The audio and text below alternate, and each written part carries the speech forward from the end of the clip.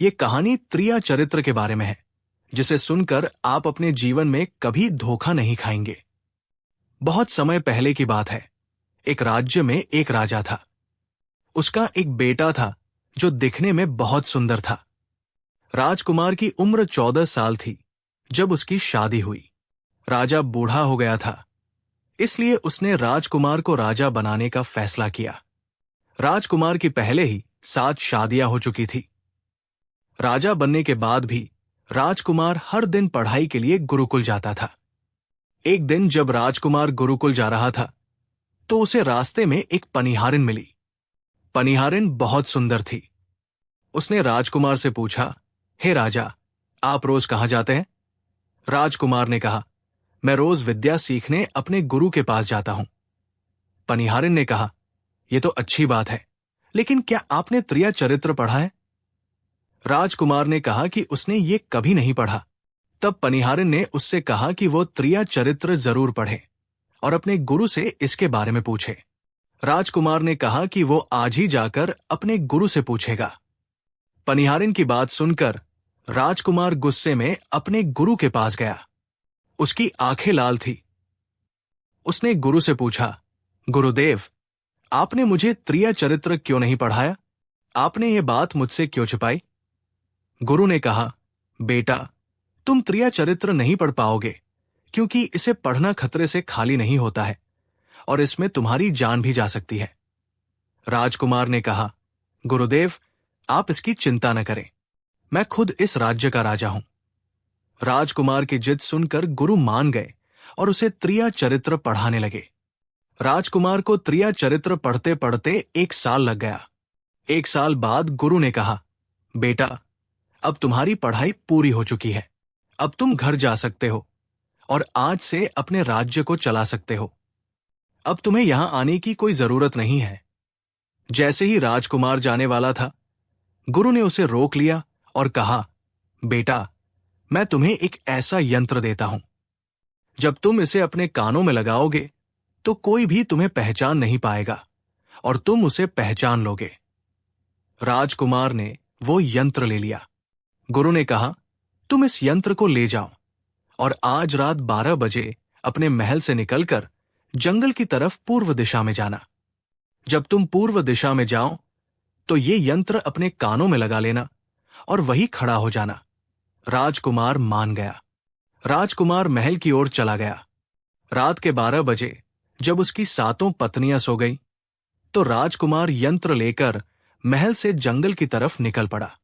वो जंगल में पूर्व दिशा की ओर गया और अपने कानों में यंत्र लगाकर खड़ा हो गया। उसने देखा कि वही पनिहारिन जिसने उससे पहले बात की थी, एक थाली में खाना लेकर जंगल को जा रही थी। थोड़ी दूरी पर एक संत अपनी कुटिया में रहते थे। पनिहारिन उस संत के पास खाना लेकर जा रही थी। राजकुमार ने देखा कि ये वही पनिहारिन है जिसने उससे त्रिया चरित्र पढ़ने को कहा था, लेकिन पनिहारिन राजकुमार को नहीं पहचान पाई क्योंकि राजकुमार के कानों में यंत्र लगा हुआ था। राजकुमार ने सोचा कि चलो उसके पीछे चलते हैं और देखते हैं कि ये आधी रात को भोजन लेकर संत की कुटिया की तरफ क्यों जा रही है। राजकुमार भी उसके पीछे छुपकर चलने लगा। पनिहारिन उस बाबा की कुटिया में पहुंच गई। उस बाबा के पास जादू की पोटली थी और वो बाबा जादूगर था। राजकुमार छुपकर देख रहा था। बाबा ने पनिहारिन से कहा, अरे पनिहारिन, पहले मुझे ये बता कि आज आने में इतनी देर कैसे हो गई? पनिहारिन ने हाथ जोड़कर कहा, महात्मा जी, मेरा विवाह हो चुका है और मेरे पति मुझे ले जाने के लिए आए हैं। वे हमें कल ले जाएंगे, इसलिए मुझे उन्हें सुलाने में थोड़ी देर लग गई और यहां आने में भी देर हो गई। जब साधु ने ये बात सुनी कि पनिहारिन का विवाह हो चुका है और उसका पति उसे लेने आया है, तो साधु ने कहा, पनिहारिन, इसका मतलब है कि तुम अपने पति के साथ जाना चाहती हो, तो हमारे पास क्यों आए हो? पनिहारिन ने कहा, मैं आपके बिना नहीं रह सकती, मैं आपके बिना नहीं जी सकती। साधु ने कहा, पनिहारिन, इसके लिए तुम्हें एक काम करना होगा।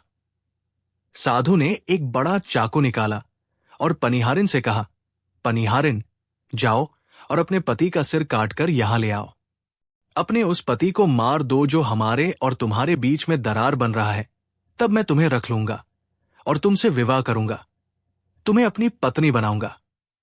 बिना कुछ सोचे समझे पनिहारिन ने वो चाकू ले लिया और दौड़ते हुए अपने घर गई। उसका पति सो रहा था। वहां जाकर उसने अपने पति का सिर काट दिया और उसका सिर लेकर साधु के पास आई।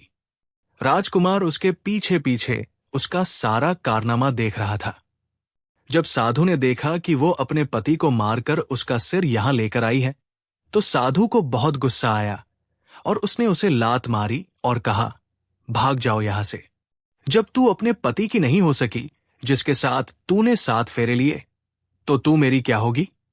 जल्दी भाग जाओ यहां से। अगर तुम मेरे पास दोबारा आई तो मैं तुझे जीवित नहीं छोड़ूंगा। साधु की ये बात सुनकर उस पनिहारिन को ऐसा लगा जैसे उसके पैरों तले जमीन खिसक गई हो। फिर वो अपने पति की कटी हुई गर्दन घर लेकर आई और उसकी गर्दन जोड़ देती है और वही बैठ जाती है।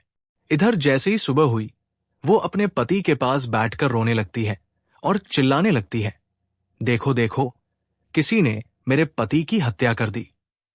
लेकिन रात में उस पनिहारिन का सारा कारनामा राजकुमार देख चुका था।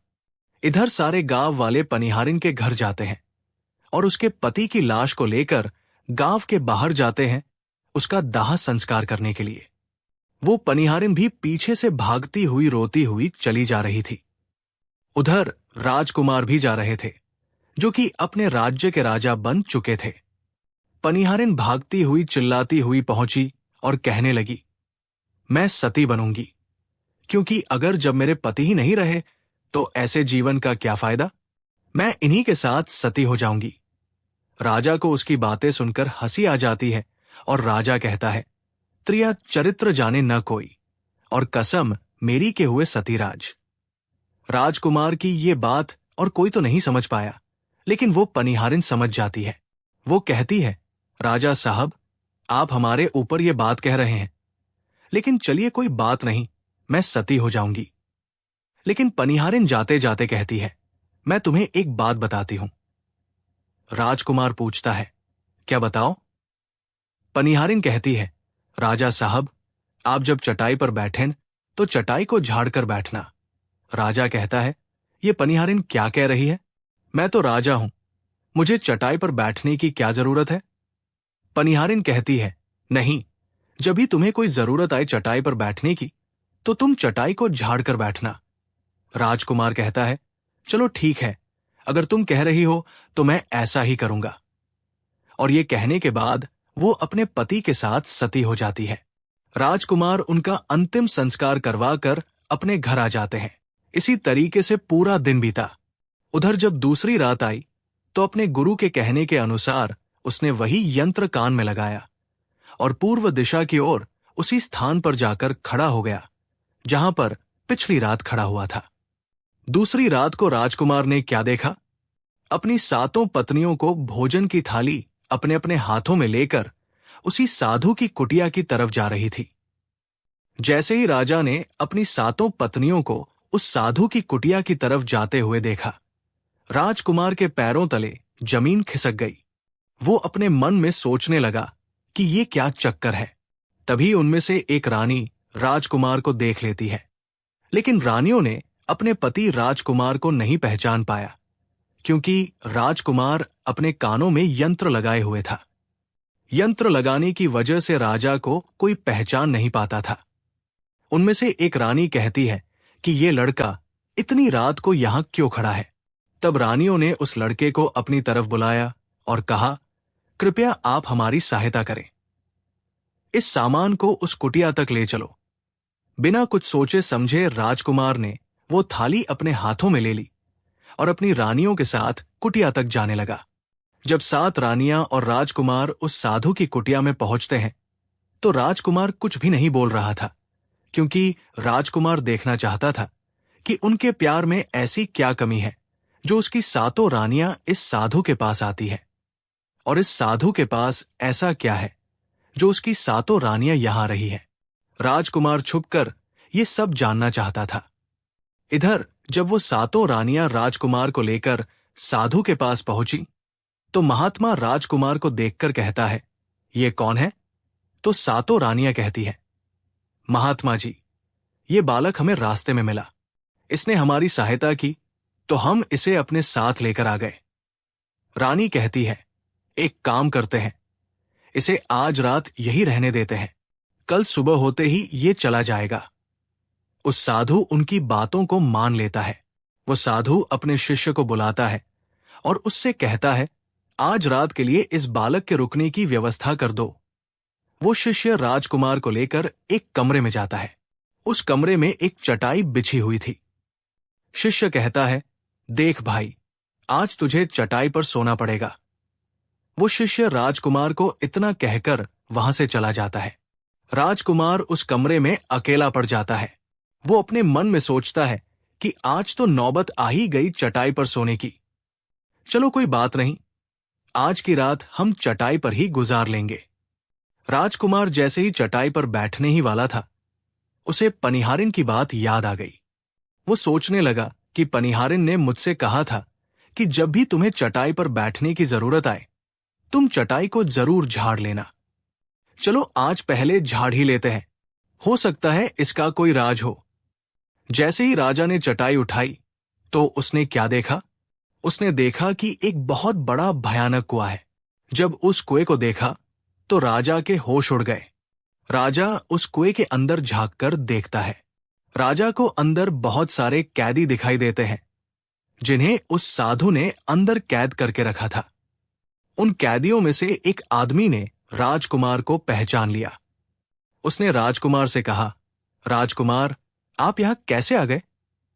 राजकुमार कहता है, धीरे बोलो, नहीं तो सब पोल पट्टी खुल जाएगी। तब सभी कैदियों ने कहा, राजा साहब, आप यहां से भाग जाएं। हम तो यहां से निकल नहीं पाए, लेकिन आप यहां से भाग जाएं, नहीं तो आपका भी यही हाल हो जाएगा जो कि हमारा हुआ है। आप भी यहां फंस जाएंगे। आपको भी पकड़कर ये साधु इसी में डाल देगा। आप जितना जल्दी हो सके यहां से भाग जाएं। राजा जब उस कमरे के अंदर गया था तो उसने अपने कान में से यंत्र निकाल लिया था, और जब राजा वहां से भागा तो अपने कान में यंत्र लगाना भूल ही गया। राजकुमार को भागते हुए उन रानियों ने और साधु ने देख लिया था। रानियों ने जब राजा को भागते हुए देखा तो रानी कहती है, ये तो हमारे पति हैं। वो महात्मा से कहती है, महात्मा जी, अब तो हमारी सारी पोल पट्टी खुल जाएगी। ये तो हमारे पति हैं और वो भागे जा रहे हैं। उन्होंने हमें यहां देख लिया है, अब हमारा क्या होगा? और साधु कहता है, तुम यहां क्या देख रही हो? जल्दी जाओ और अपने पति को पकड़ कर लाना। तो रानियां राजकुमार को पकड़ने के लिए दौड़ी दौड़ी जाती है, लेकिन वो राजकुमार जो राजा था इतना तेज था कि वो अपने महल जा पहुंचा। घबराई रानियों के तो होश उड़ गए। फिर वे वापस उसी बाबा के पास आती है और बाबा से कहती है, महाराज, अब तो हमारे पति हमें जीवित नहीं छोड़ेंगे। हम जैसे ही घर जाएंगे वो हमारी जान ले लेंगे। महात्मा, आप हमें बचा लीजिए, इसका कोई उपाय कीजिए। तब जाकर वो साधु रानियों को एक जादुई कील देता है और कहता है कि जब तुम जाओ तो अपने पति को बहला फुसलाकर उसके माथे में ये जादुई कील घुसा देना। ये तुम्हारे पति को ढेर बना देगा और साथ मिलकर उसे मार देना। बस कहानी खत्म हो जाएगा। वे सातों रानियां साधु की बात मान लेती हैं और जादुई कील लेकर महल आती है। वे सात रानियां आपस में विचार करती हैं कि राजा सबसे ज्यादा प्रेम सबसे छोटी वाली रानी को करते हैं, तो वे रानियां मिलकर जादू वाला कील छोटी रानी को दे देती हैं और कहती है, ये लो, तुम्हारा काम है। तुम किसी भी तरह राजकुमार के सर में ये कील गाड़ देना। तो छोटी वाली रानी कहती है, ठीक है, और छोटी वाली रानी कील ले लेती है। जब राजा ने उन सातों रानियों को आते हुए देखा तो क्रोध में कहा, पहले तुम यही रुको। पहले मुझे ये बताओ कि हमारे राज में और मुझ में ऐसी क्या कमी है कि तुम आधी रात को उस साधु के पास जाते हो? इसका क्या कारण है? सातों रानियां हाथ जोड़कर कहती हैं, महाराज, हमें माफ कर दीजिए। हमें लगता है कि उस साधु बाबा ने हम पर कोई जादू टोना कर दिया था। इसीलिए हमसे ऐसी गलती हो गई। आगे से ऐसी गलती हमसे कभी नहीं होगी। छोटी रानी की ऐसी बातें सुनकर राजा उनकी बातों को मान लेता है, क्योंकि वो राजा छोटी रानी से बहुत प्रेम करता था।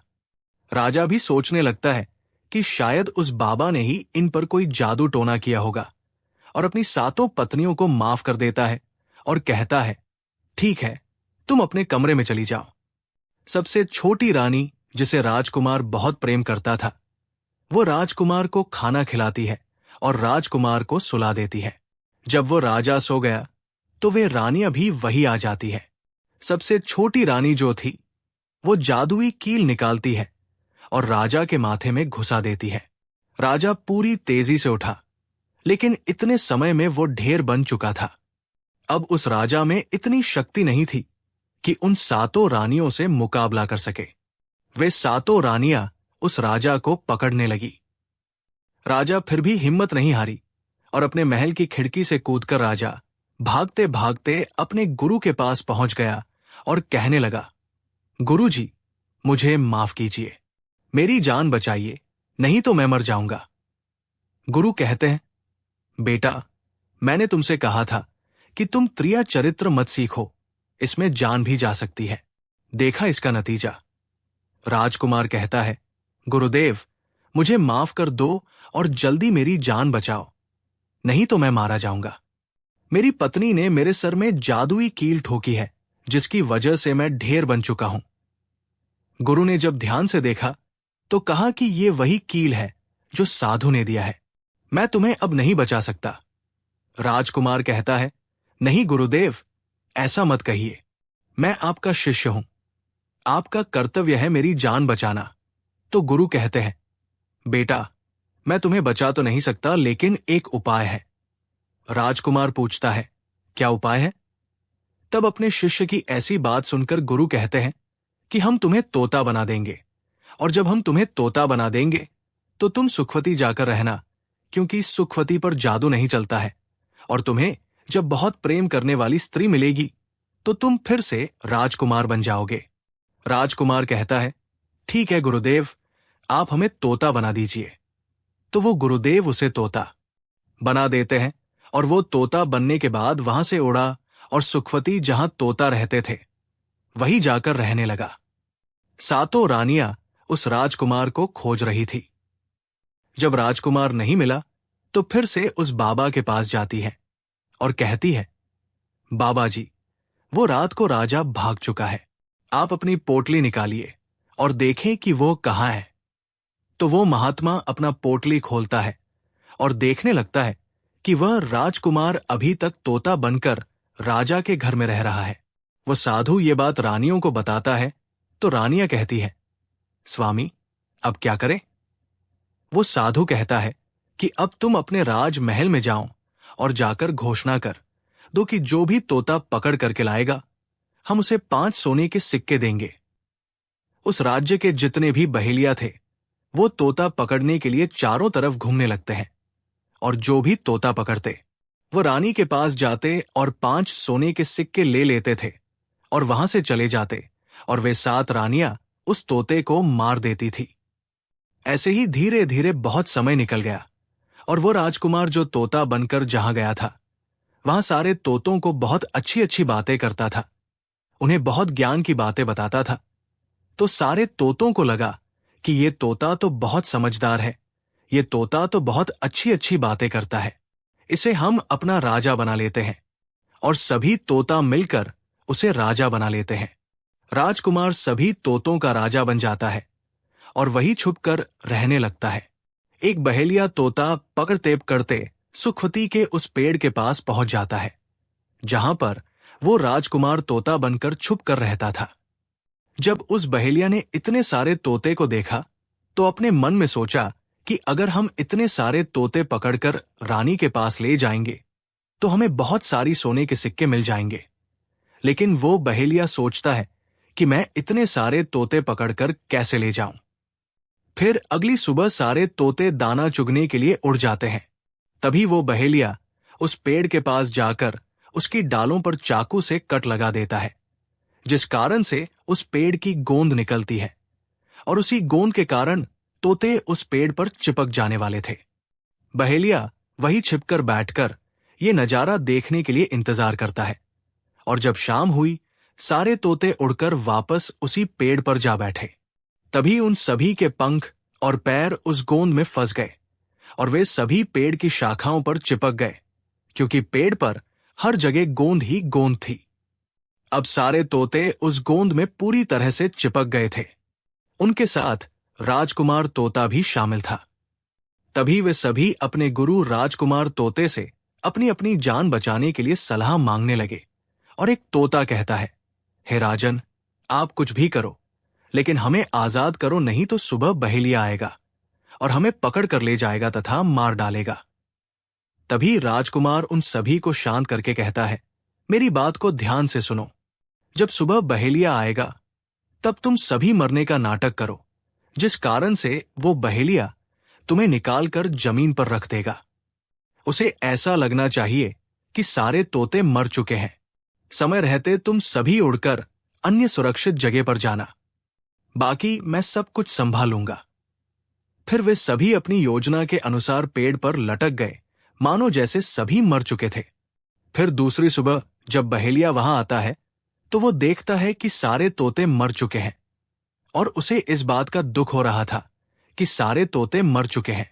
इसलिए वो उन सभी को पेड़ से निकालकर जमीन पर रख देता है। तभी सही मौका देखकर सारे तोते झट से उड़ गए।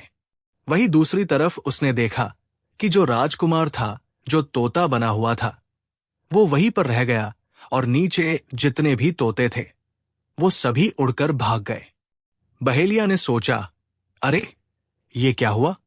इस पेड़ पर सिर्फ एक ही तोता है जो कि मरा लटका हुआ है, और जितने तोते मैंने छुड़ाकर नीचे फेंके वो सभी उड़कर भाग गए। बहेलिया ने सोचा, इसका मतलब ये सारे तोतों ने मिलकर मेरे साथ धोखा किया है। अब राजकुमार जो था, जो तोता बना हुआ था, वहीं सिर्फ पेड़ पर लटका हुआ था। वो बहेलिया कहता है कि ये सब तुम्हारी चाल है। चलो अब मैं तुम्हें लेकर जाऊंगा और रानी के हाथ बेच दूंगा, और मुझे 5 सोने के सिक्के मिल जाएंगे। और इधर वो बहेलिया उस तोते को बेचने के लिए रानी के पास जाने लगता है। रास्ते में वो तोता कहता है कि तुम मुझे कहाँ ले जा रहे हो? तो वो बहेलिया कहता है, मैं तुम्हें बेचने के लिए रानी के पास ले जा रहा हूं। अगर मैं तुम्हें वहां बेच दूंगा तो मुझे 5 सोने के सिक्के मिलेंगे। राजकुमार कहता है कि मैं अगर तुम्हें 500 सोने के सिक्के दिला दूं तो क्या तुम मुझे नहीं बेचोगे? बहेलिया कहता है, तुम मुझे 50,000 सोने के सिक्के कैसे दिलाओगे? तोता कहता है कि राजा के सुखवती बाजार में ही बेचो, मूल्य मैं स्वयं बताऊंगा। बहेलिया उस तोते की बात मान लेता है और रानी के पास बेचने की जगह राजा के राज्य के मेले में तोते को बेचने चला जाता है। और राजा के राज्य में ये नियम था कि अगर किसी व्यक्ति का सामान शाम तक नहीं बिके तो वो राजा स्वयं आकर उसे खरीद लेता था। बहेलिया उस तोते को लेकर बाजार में पहुंचा हुआ था। जब कोई व्यक्ति उस तोते को खरीदने आता है तो वो पूछता कि ये कितने का है, तो वो बहेलिया कहता है कि तोता अपना दाम स्वयं बताएगा।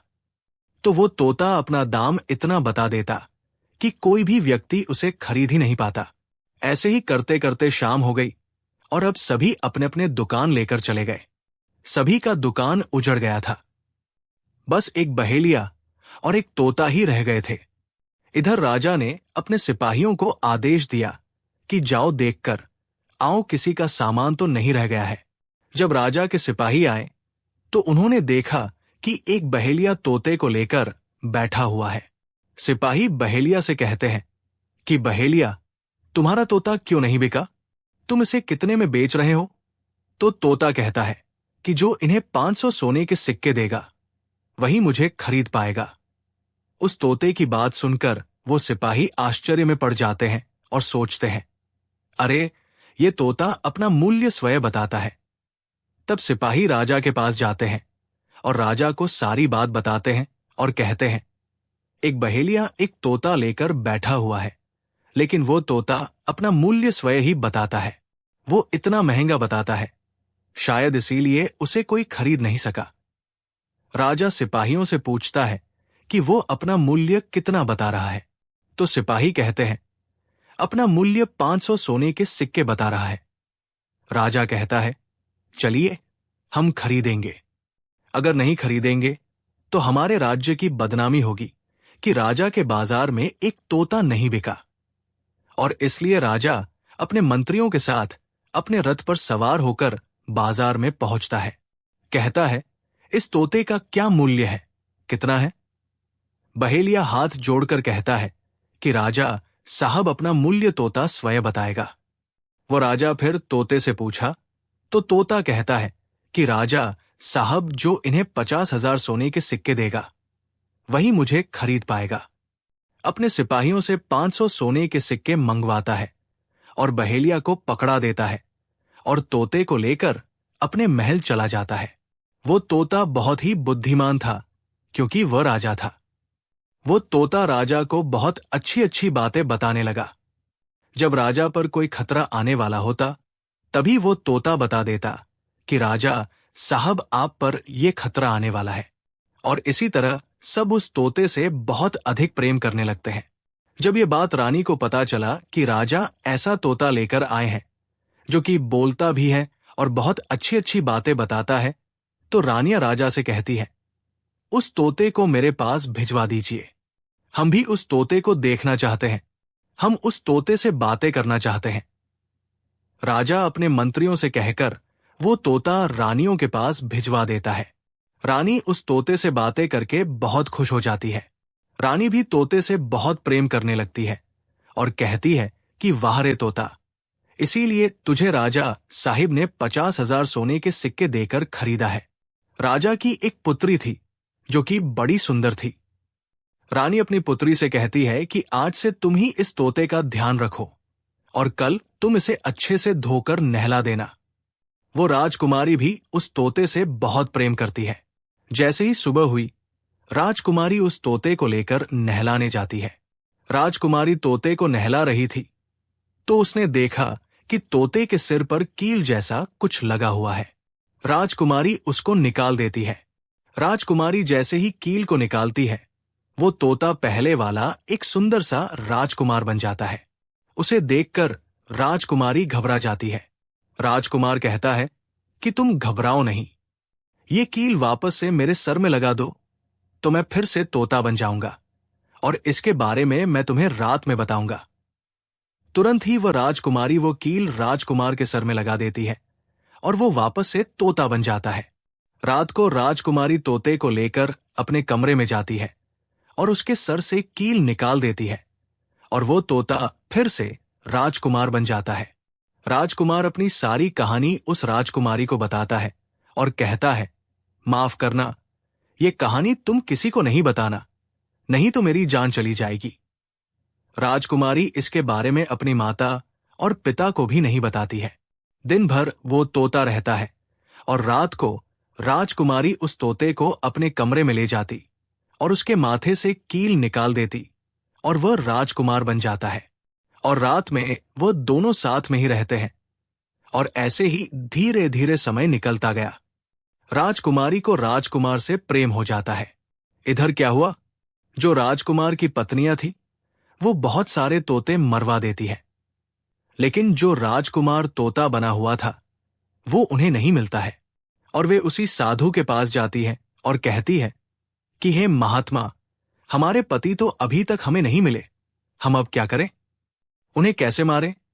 वो साधु फिर से अपनी पोटली खोलता है और देखता है कि वह राजकुमार अभी तक तोता बन के राजा के घर में रह रहा है।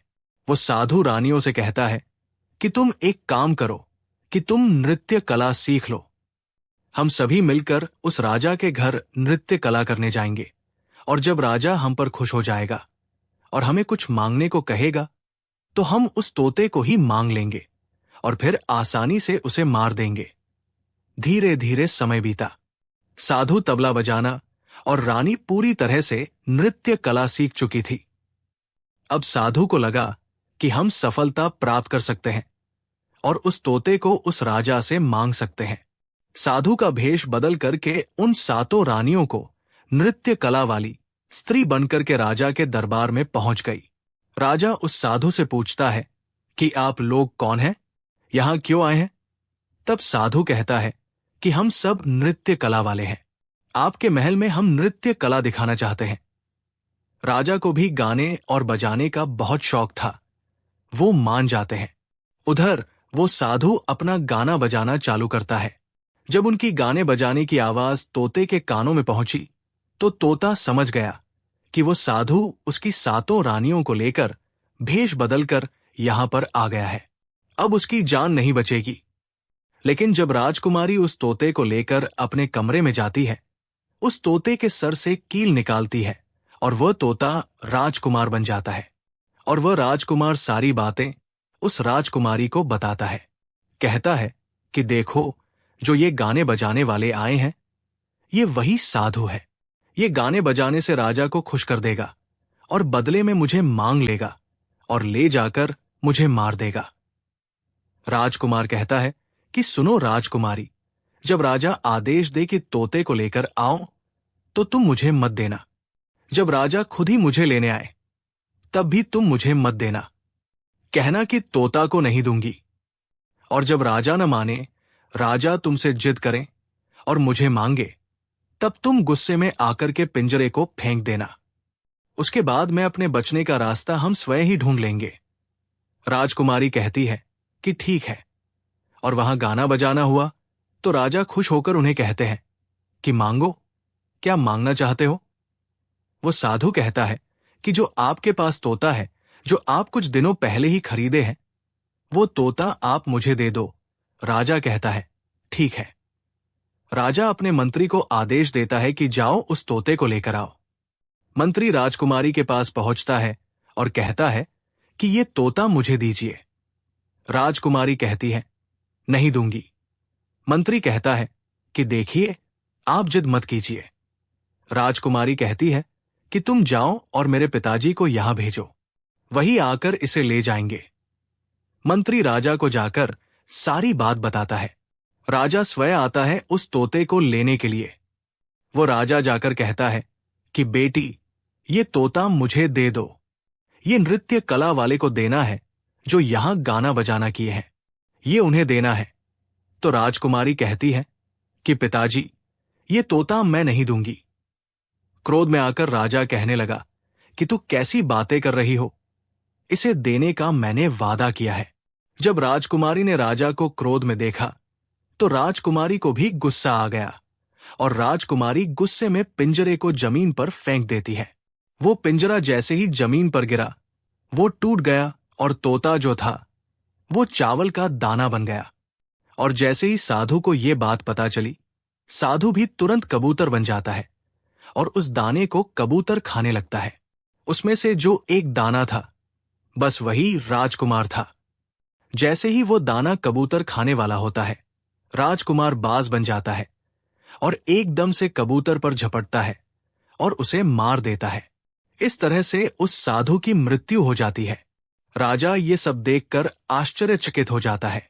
उस कबूतर को मारकर फिर से तोता बन जाता है और जो राजकुमारी थी, उस तोते से कील निकाल देती है और वो फिर से पहले जैसा राजकुमार बन जाता है। राजकुमारी अपने पिता को सारी बात बता देती है।